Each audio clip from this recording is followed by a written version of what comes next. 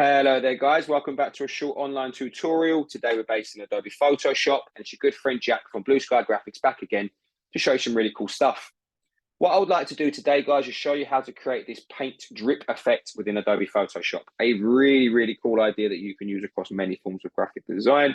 And all you need to do is follow the processes and the steps that I show you today to create this really cool looking design. Okay. So what I'm going to do with my move tool highlighted, I'm going to come to the top layer, highlight it, and just press backspace to remove. I already have a preset gradient adjustment layer already here ready for me. And what I need to do is come through and show you that I do use the adjustment layer at the bottom there and use our gradient option to apply this background layer. And I already have the images already for me, which is the man and our paint drip layer. Okay, so to the man layer, what I need to do first of all is remove the background. So I'm going to come to our properties window and we're going to cheat in a sense and just use the remove background option. Like so, very easy as you can see. I just want to smarten up his hair. So if we go to the layers option here and double click on the layer mask, it'll take us into our select mask option. Let's use refine hair. Not bad. Let's use our refine edge brush tool a little bit there as well, just to smile it up a little bit there like so. Okay. Now what I need to do to that layer mask is apply it. So I'm just going to right click on that layer mask and apply the layer mask like so. And we're just going to move our friend in the middle like so. Okay. So now let's bring our paint drip layer to the top there and just position that just so it meets the man there like so. And maybe move that a little bit like that there. Bring that down there, let's say. Okay, so I need to now add a layer mask to our man layer. So just simply come to your layer mask option here and apply the layer mask. To that top layer, I need to apply a clipping mask. So if I come through and press Option on a Mac or Alt on Windows and just hover to the bottom of the layer and click with my mouse, I'll create a clipping mask. What I may need to do now actually is just bring that up just a tad there. I'm going to use my arrow keys and my keyboard just to move that up.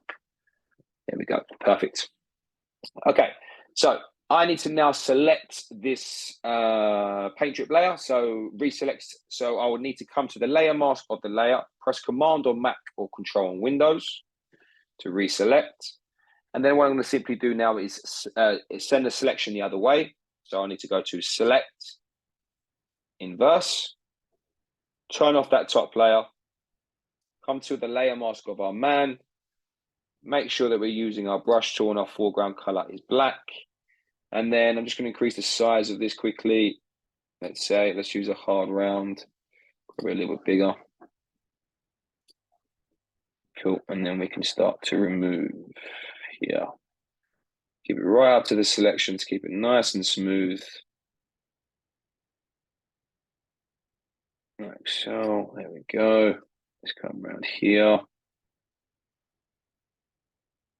A little bit in here as well.